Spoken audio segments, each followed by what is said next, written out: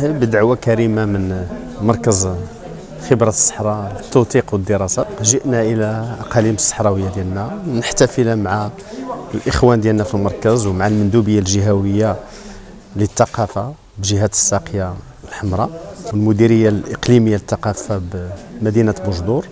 نحتفلوا بالذكرى 49 للمسيرة الخضراء.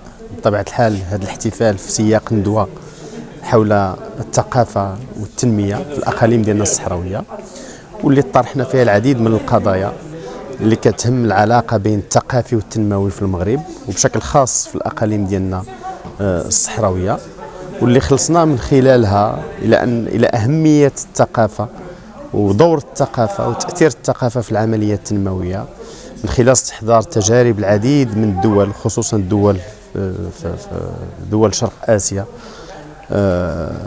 واعتبرنا بأن وخلصنا أيضا إلى أن الدولة المغربية الآن في العديد من البرامج ديالها التنموية اللي كتهم المغاربة بصفة عامة والأقاليم ديالنا الصحراوية أخذت يعني على عاتقها أو أخذت تنحو هذه المنحة ديال إدماج الثقافة في البرامج ديالها التنموية اللي كتخص المغاربة بطبيعة بشكل عام والمغاربة في الأقاليم ديالنا الصحراوية، واللي بدات بطبيعة الحال هاد البرامج يعني ومؤشرات عديدة